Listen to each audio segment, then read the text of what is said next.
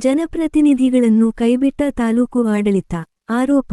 ರಾಷ್ಟ್ರೀಯ ಹಬ್ಬಗಳ ಆಚರಣೆ ಸಮಿತಿಯ ಸ್ವಾತಂತ್ರ್ಯ ದಿನಾಚರಣೆಯಲ್ಲಿ ನಗರಸಭೆ ಮತ್ತು ಟಿಎಪಿಸಿಎಂಎಸ್ ಜನಪ್ರತಿನಿಧಿಗಳಿಗಿಲ್ಲ ಸ್ಥಾನ.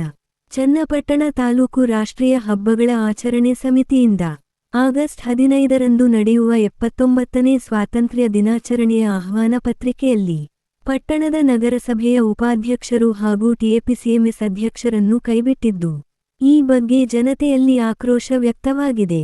ರಾಷ್ಟ್ರೀಯ ಹಬ್ಬಗಳ ಸಮಿತಿಯಲ್ಲಿ ಜಿಲ್ಲಾ ಮಟ್ಟದ ಸರ್ಕಾರದ ನಾಮಿನಿ ಜನಪ್ರತಿನಿಧಿಗೆ ಸ್ಥಾನ ನೀಡಿರುವ ಸಮಿತಿಯು ಸ್ಥಳೀಯ ಜನಪ್ರತಿನಿಧಿಗಳನ್ನು ಕಡೆಗಣಿಸಲಾಗಿದೆ ಎಂಬ ಆರೋಪಗಳು ಕೇಳಿಬಂದಿವೆ. ನಗರಸಭೆಯಲ್ಲಿ ಈಗಾಗಲೇ ನಗರಸಭೆ ಉಪಾಧ್ಯಕ್ಷ ಶ್ರೀನಿವಾಸ್ ಮೂರ್ತಿ ಮತ್ತು ಅಧ್ಯಕ್ಷ ವಾಸೀಲ್ ಅವರ ನಡುವೆ ಮುನಿಸಿದ್ದು, ಇದೀಗ ರಾಷ್ಟ್ರೀಯ ಹಬ್ಬಗಳ ಆಚರಣೆ ಸಮಿತಿಯಿಂದ ನಗರಸಭೆ ಉಪಾಧ್ಯಕ್ಷರನ್ನು ಸ್ವಾತಂತ್ರ್ಯ ದಿನಾಚರಣೆಗೆ ಆಹ್ವಾನಿಸದಿರುವ ಬಗ್ಗೆ ಪಟ್ಟಣದ ಜನತೆಯಲ್ಲಿ